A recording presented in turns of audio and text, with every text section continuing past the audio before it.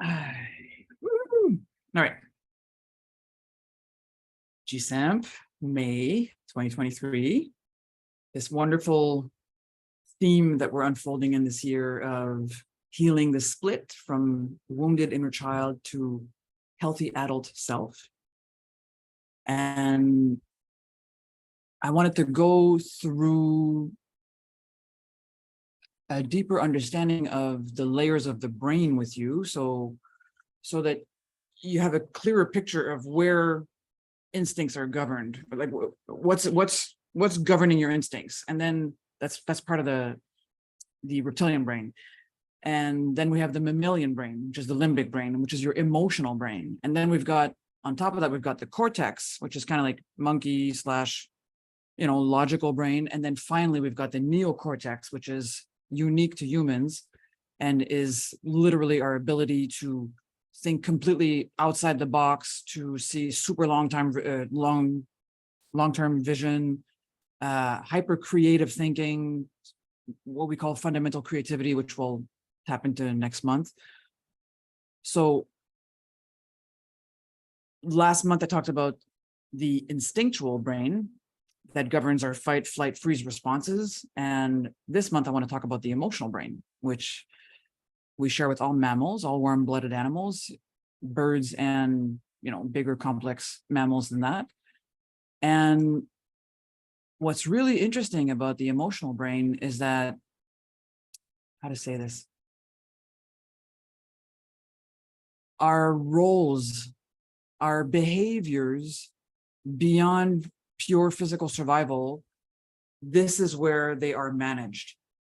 This is also called our tribal brain. So whenever we're talking about tribal programming, like how you have to belong to the group, how to ensure you are emotionally secure, not just physically safe, but emotionally secure in a group, because you know what your roles are and you know what you need to do and not do in order to be accepted by the tribe and therefore not thrown out and eaten by lions, kind of thing. So the emotional brain is super important for us to work with, because as we've started to see, what happens when there's a trauma is that there is a dissociation that happens, and the mind and the intense emotion that was felt gets split. It's a natural process that happens. The mind protects itself because it doesn't understand how to deal with emotions, because your mind is not emotional. It is not emotional. Your mind is thinking and blah, blah. And emotions are hyper physical and, for most of us, pretty scary to feel, because it's very, very overwhelming. And in the animal kingdom, things are simpler in terms of processing emotions, because something happens, an intense emotion happens. From there, some kind of reaction, maybe attack, maybe run away, maybe this. And once the dangerous situation is over, the animal shakes it off. And we don't. It's like, if you see like a gazelle in nature, it's like some lions running after her and she's running. And then at a certain point, if the lion's getting too close to catching her, she will go from flight into freeze. She'll just drop dead. She's not dead, but she'll, boom, just stop moving. And then the lion can't find her in the grass. So once in that freeze, after a little while, the freeze kind of like thaws out, and then they get up, and you can watch nature shows about this. It's incredible to see, because they know how to handle their limbic brain, and then it just, and then it's fine, and then it goes back to eating some grass, and it's all good. It's not sitting there going like, oh my god, the lion could come back. Oh my god, like, it's not carrying the trauma anymore. It felt the emotion, and then it shook off what was left in the body. With us humans, there's like a separation that happens. The memory of a scary event is stored in the mind, but the actual emotion, the actual traumatic, intense emotion that was felt is stored in the body. And you cannot process it with your mind in the sense of your cortex and your rational thinking. How many of us have tried doing that? You can sit with a psychotherapist for 10 years and go through all the drawers of your life and kind of like sort everything out. And at the end of the day, if you don't feel these trapped emotions in your body, all you've done is cleaned up the drawers, but the emotions are still there. So as I go through talking about these layers of the brain, like the idea is for us, the more we understand the way these layers of the brain are made and how it feels in our body, the more we're able to actually become healthy adult selves. Because a healthy adult self is a person that is completely responsible for their emotions. A healthy adult self has a balance between their EQ, their emotional intelligence, and their IQ, their rational, or, what we normally call intelligence, which IQ, generally speaking, is talking about the rational thinking skills and stuff like that. These need to be balanced. Not a lot of people have that. And without emotional intelligence, like without that proper balance between these two, it's like I have a beautiful quote that I was reading. Richard read today, Gene Keys, and he was talking about how a healthy adult self is emotionally literate. And what that means is able to take full responsibility for their emotions, able to not project their emotional states onto other people. In other words, I feel like that because of you. I feel like that because of what you said. Like you make me feel like this. All of that is us not owning up to our emotional state at that time. Is it possible that they triggered us? Yes. But I don't know about you, but if you want to have a fight with the light switch, it's not going to change much to the fact that the light goes on if the switch gets hit. It's like, so learning to not project onto others our emotional states is pretty much the key to emotional intelligence. We have to be able to what's going on? And at the end of the day, what that really means is you have to be able to not be afraid of how you feel. You have to be able to not be afraid of your fears. And that's a very interesting concept because it's like you're in a human body. You're on a planet that is still calibrating at a certain frequency where the field of fear is very much alive. It's like you'll meet people in life that act like, no, I'm not afraid. I'm not afraid. And that's bullshit. That's total bullshit. At the deepest core in our body, there is a vibration of fear that is there. Are we actually willing to admit that? Because that's the only way we can really work with it and actually transform it and evolve it. If we're walking around going like, no fear, no fear. First of all, we're in denial. And it's the same thing, right? We're in that dissociation. There's a denial between what is felt in the body and what we're thinking in our mind, the stories we're telling ourselves in our mind. It's too loud. Okay. Yeah. Oof. And this is the quote from Richard Rudd, which I loved. If we don't know how to handle emotional states with equanimity, integrity, and clarity, we never fully enter adulthood, but remain at some level children.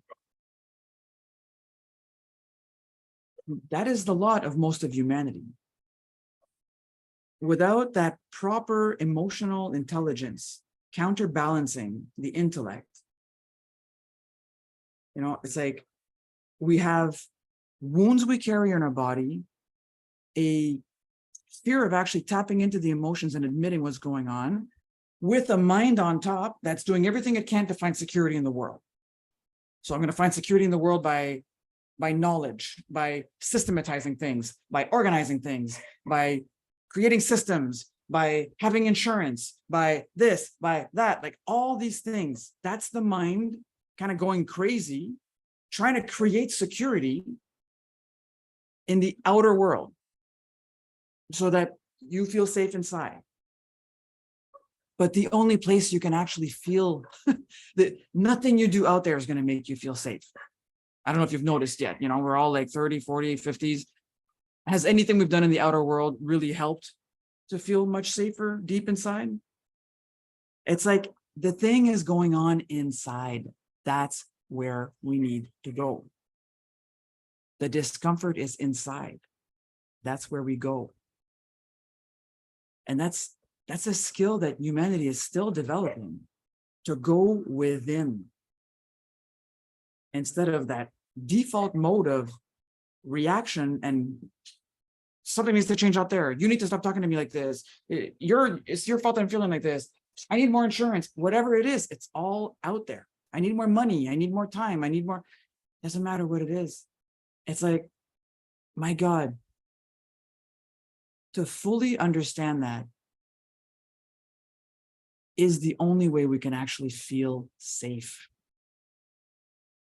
Because nothing in the world is ever going to make you feel safe.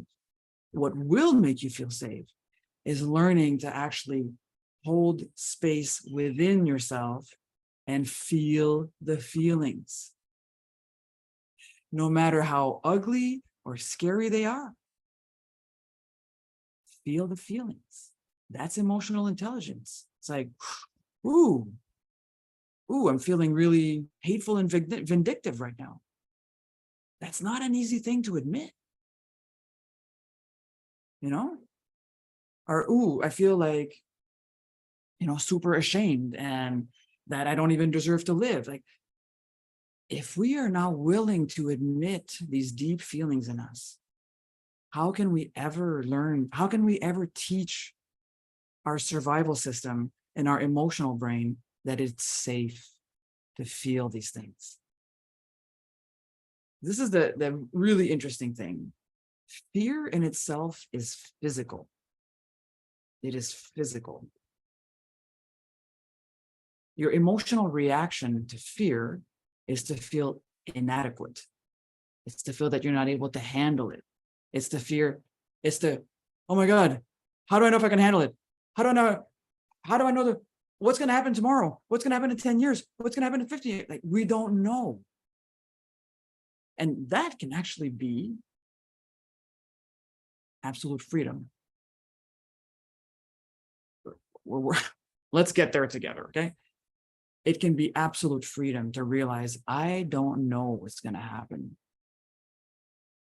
Like, I'm just saying that right now. I don't know what's going to happen. I can feel my fear system kicking in. It's like, well, we need to do something, So fear is physical. Emotions is how you can kind of like feel the flow of that physical fear through your body. And anxiety, that's what's mental. Anxiety is the reaction of the mind to what's going on in the emotional and physical bodies. Anxiety is the mind, like, okay, so we don't know what's going to happen tomorrow. We don't know what's going on. There's a bottomless pit. I don't know what's down there. Oh my God, I need to structure things. I need to know things. I need to organize myself. And then all this loops together. And we're basically stuck in that shit all the time. It's like your mind can't stop having anxiety about shit until you, the consciousness, come back inside. You stay inside of yourself and you feel what's going on there.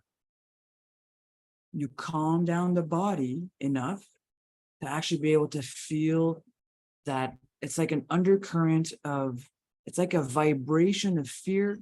It's there all the time. It is collective. It is collective. We can see it in the world. Like, we haven't yet passed a threshold of consciousness where enough of the population is calibrating above the level of fear. So our bodies feel everything in the world all the time. So we learn to go and hang out with that. We learn to go and like, okay, man, this fear's in my body. You feel its vibration deep in your cells, and you allow the emotions that generates, you allow them to flow. And by being like, that's what he's talking about when he says that equanimity, right? How to handle emotional states with equanimity, integrity, and clarity. Equanimity is you are able to be there and not be a reaction ball, which just scares your system even more. Just be there, be aware. Oh, wow, I'm having heart palpitations right now. Oh, wow, my mind is freaking out about something. Oh, wow, I feel this emotion in me right now. Wow, interesting. That's equanimity.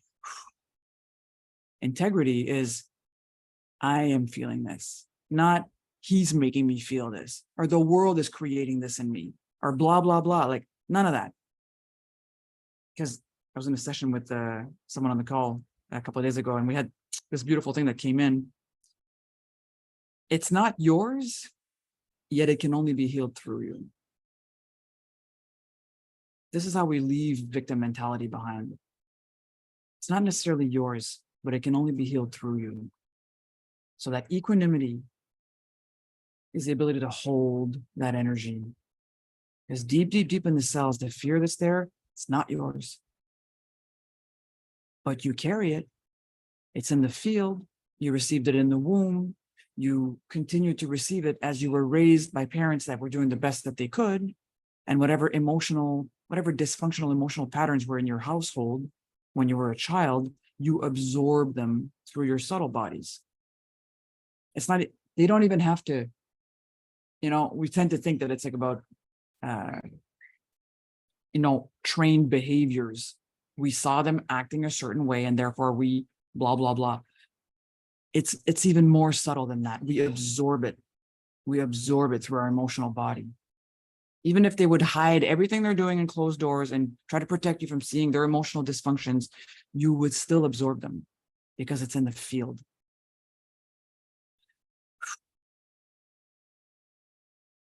I got so excited about that I forgot where. Oh, I love that. Ooh.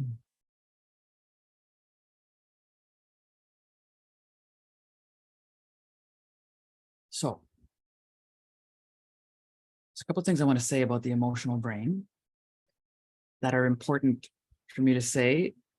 I'm going to touch upon them. Of course, we can't go really deep into them because that could literally be a 3-month course just talking about all this. But the tribal programming, what tribal programming is, it's a very powerful thing to study and start understanding. We all have tribal brains. We can't act like we don't. We have our little reptilian brains that manage fear, fight, flight, or freeze.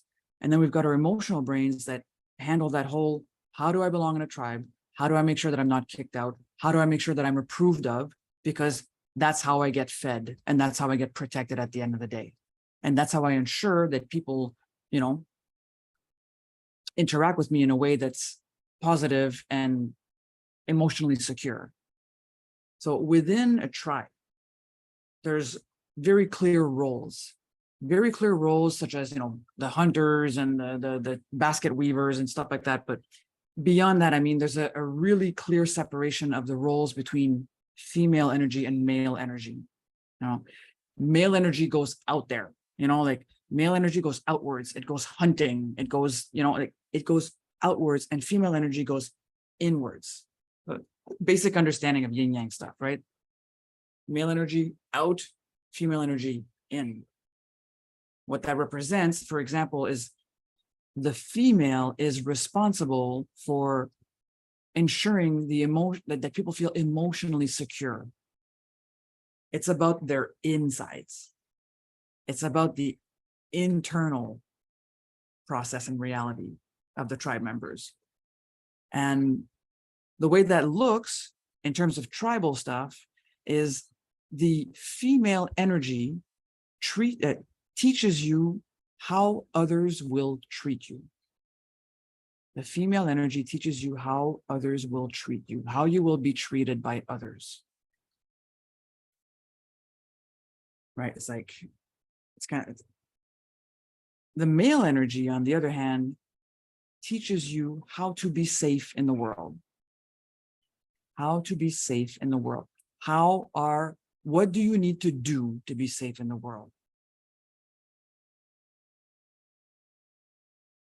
If we do a very quick parentheses with this, and you consider your own tribal brain, your own emotional brain, how did your father and mother give you the example of that teaching? That's a workshop in itself.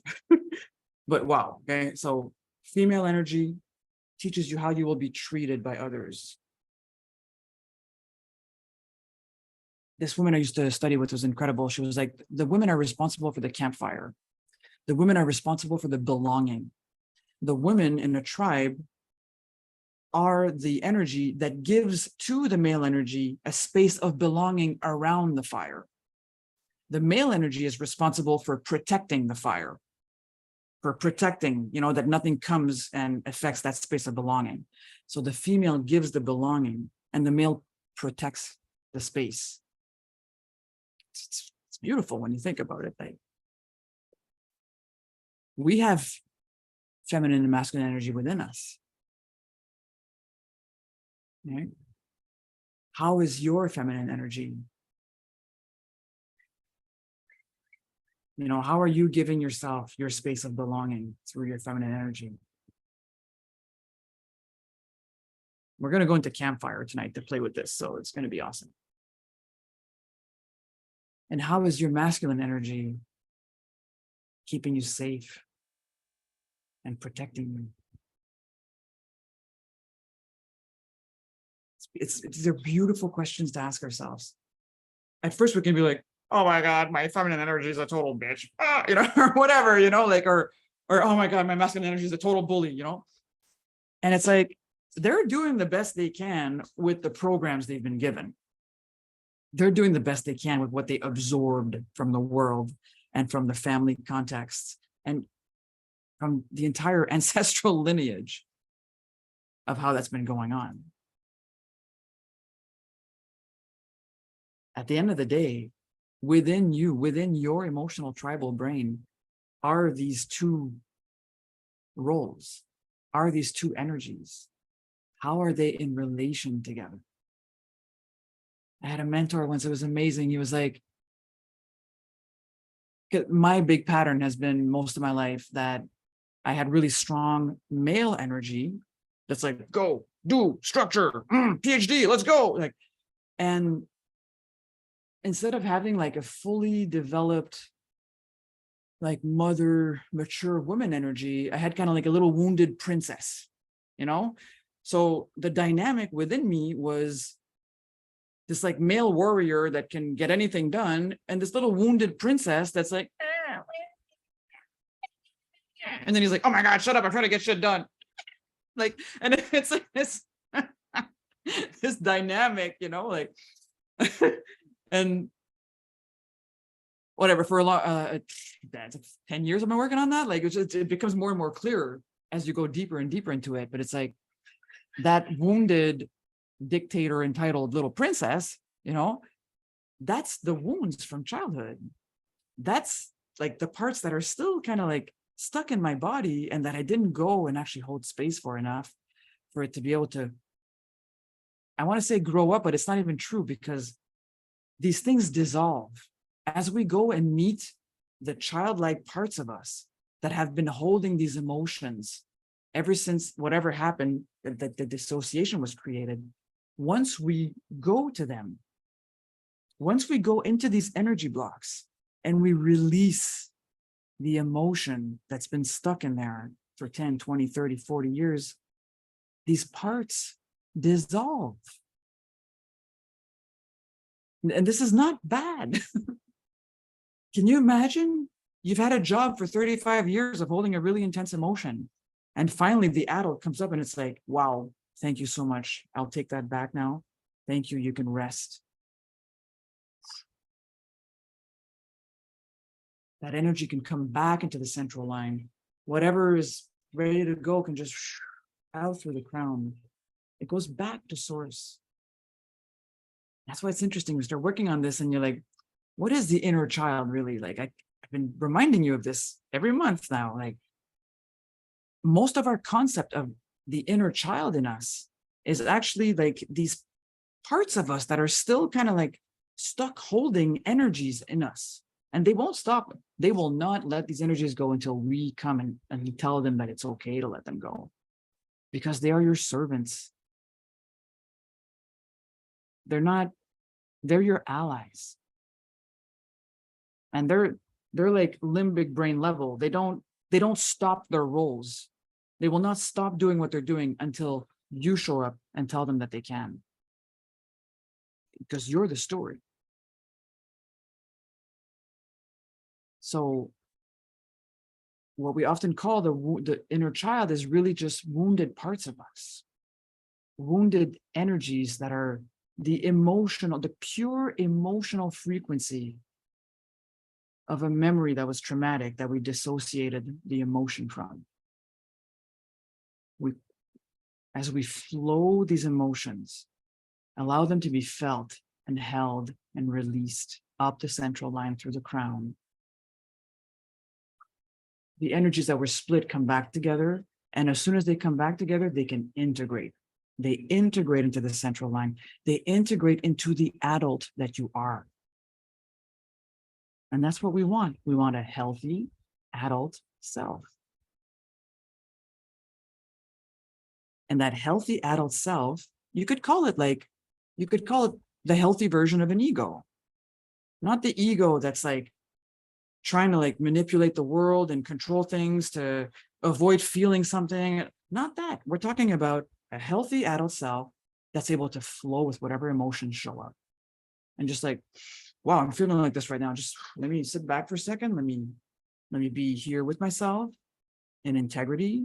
Let me feel my emotions, feel what I'm feeling, feel the fear, feel whatever's coming up, hold space for it, so that I have the clarity of what to do next, so that I can be responsive, right? Responsible. That's a healthy adult self. Emotional intelligence, rational intelligence, working together.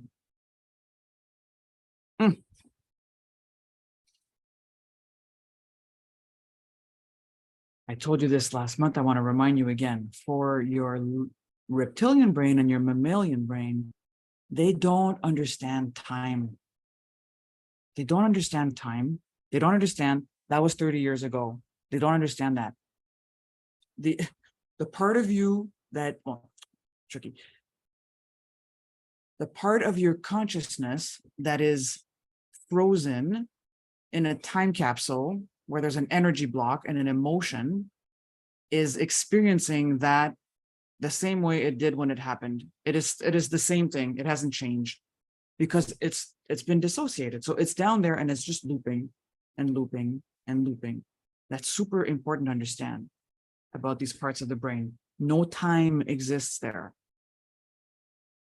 Other thing that I mentioned that's important to realize is that these parts of your brain they cannot do abstraction. They do not understand the difference between, oh, that's physical pain, and oh, that's emotional pain. That is way too abstract. So even just an uncomfortable feeling of like, oh, I don't like what I'm feeling right now, for your survival brain feels like something's about to rip my arm off. It can't tell the difference. It can't understand, oh, it's just an emotion. I'm just going to sit back and flow with it and let it go through my body and then it'll be over. It doesn't understand that. We have to train it to understand that. It understands through repetition. So each time you're able to hold space for yourself and stay present, feel the fear and flow the feelings, each time you do that, the mental anxiety lowers because your mind starts seeing, oh, okay. Okay. And the more you do it, the more the mind's like, okay, got it. We're just, yeah, okay. Just need to sit here for a couple minutes and that process happens, and then I'll be able to get on with my day. So the mind stops interfering with the process. Because if you remember the hard pain, that's when the mind starts interfering with the whole process. And then instead of releasing the emotion, it just gets like, with more, I always get stuck here. And oh my God, I'm still going through this. And then you recycle the emotional pain and it goes back where it was. And now the energy block is bigger. So every time we can sit there and be responsive and present and feel the fear and flow the feelings, the mind calms down. The mind stops going into anxiety. The spin stops. And you start learning more and more that you can trust. You can trust. This is the thing. We surrender and we trust. Because you know what? We don't know what's going to happen. We don't. That can either be a source of massive anxiety and emotional distress, or you can trust that life's always going to give you what you need. You can micromanage every area of your life and do a whole bunch of stuff with your mind. And at the end of the day, that might not even have helped at all. All you've done is wasted a bunch of mental energy. Because when you learn to trust, it's like life's always going to give you what you need, but you got to make the step, right? So we take a step and then it's like something appears that you couldn't even have thought of. And it's like, oh my God, that's perfect. And every time that happens and you trust it and you notice it and you don't let your mind go into that, oh yeah, well, that's because of no. Then the system is able more and more calm down, right? The fear calms down. The emotions are able to flow and the mind is able to stay open and even playful. It's like, I wonder how this is going to get resolved. Instead of being like, oh my God, I got to figure it out. I got to resolve it. It's all up to me. It's all on my shoulders. It's not. Because you don't know. You don't know what's going to happen. And it's okay that there be mystery. It's okay that there be mystery. Your divine self is never going to be figured out by your mind. Your divine self is way bigger than your mind. And the magic of life, that's for the being that you are to know, not for your mind. Your mind can marvel, like, whoa. Your mind can understand after something that's happened, wow, look at that. But we have to get out of that place where we're trying to micromanage everything with our minds, because at the end of the day, all that does is create more fear, more emotional insecurity, and more mental anxiety. The more insurance that we have, the more we're freaked out about stuff. It's like this weird paradox. So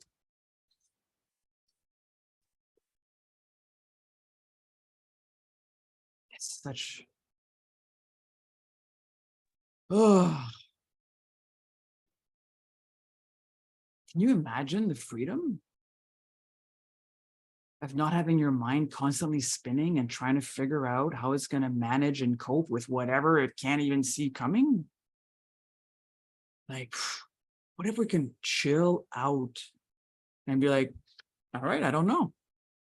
And that's kind of fun. Let's see what happens. It doesn't mean like, well, I'm not going to work and I'm not going to do anything. And I'm just going to, like, life's going to bring a piece of bread to me every day with it. Like, that's not what we're talking about. It's not what we're talking about. We're not talking about not being stewards of your body and your life. But we're talking about becoming true stewards of your life. It's like emitting what it is that you want to bring into the world. It doesn't have to be anything complicated. It's not like, I will create the new systems of blah, blah, blah. Like, no, it could just be, I want to bring more love. I I want people to feel safe.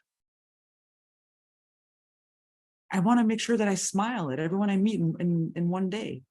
I want to bring smiles on someone's face. It doesn't, that is bigger than creating a system of blah, blah, blah. You know, you emit, what is your intention? What do you want to bring? What do you want to share in this world? And then you take steps, take a step, and then you assess. You see what life brings your way, and then you respond to it. And then the next step, and then the next step. And every time you do that, what seemed like that, you know, that void, you know, that like bottomless black hole pit of like, I don't know what's gonna happen. Becomes like, I don't know what's gonna happen. Because every time you're willing to take a step and kind of like bring something up from that void, you start realizing that it's not dark and cold and scary in there. It's full of magic. It's full of light, and it's full of love. It's just that our rational minds, it's very hard. It's very hard for the rational mind to see it. Logic doesn't understand magic. Logic doesn't understand love. It doesn't mean that magic and love are stupid just because they're not logical. You know, so it's like that whole idea of like counterbalancing emotional intelligence and intellectual or rational intelligence. That's kind of what we're doing when we do that. You balance these two, and then what's above them is a lot easier to see. That incredible mystery of life, that the universe is abundant and prosperous. And that's actually your natural state when you stop worrying about everything, when you stop trying to micromanage everything, when you stop trying to avoid fear and avoid certain feelings, and, you know, so, and I'm very aware, we all have like a flavor to our core deep fear, you know, like I'm aware that mine for a long time, it's like, you know, to the idea, just feel your feelings. It was like, oh my God, no. And it's like, we all have a flavor of what that fear looks like. What's going to happen? What's going to happen if you fully and completely feel your feelings?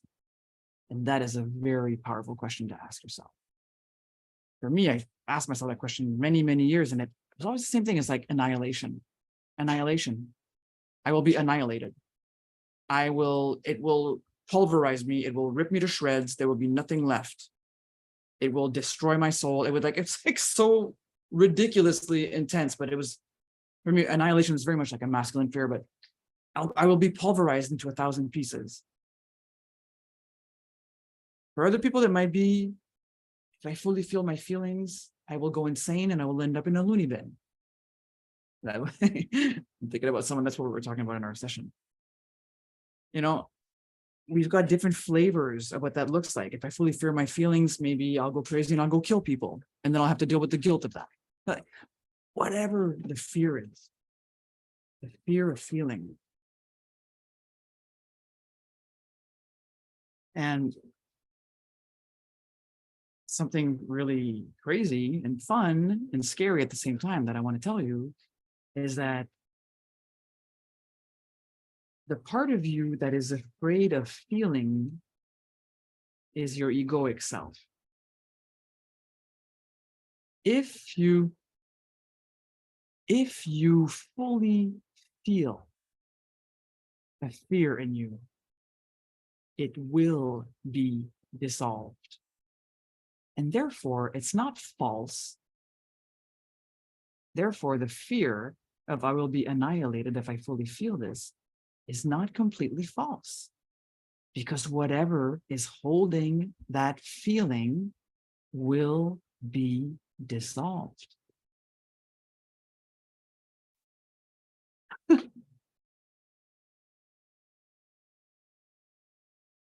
Woo.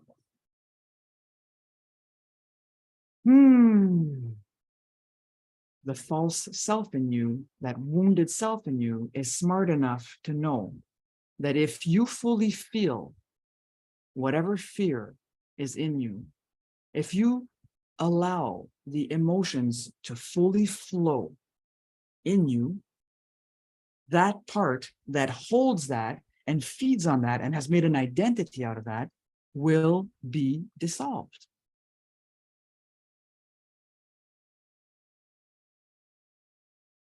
That is very scary for the part that's identified with that.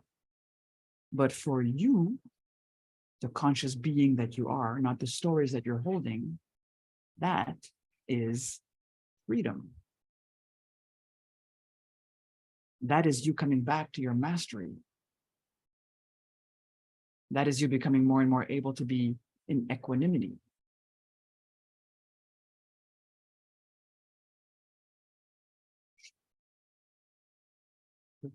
Shivers. So yeah. We are going to do campfire tonight. And I'm looking forward to it. My mantra for you tonight is feel the fear and flow the feelings.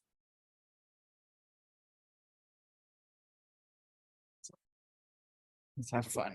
Let's have some fun campfire.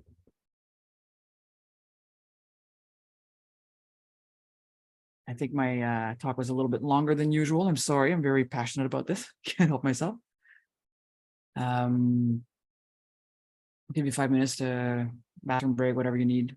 And then we'll keep going. We'll do the campfire meditation.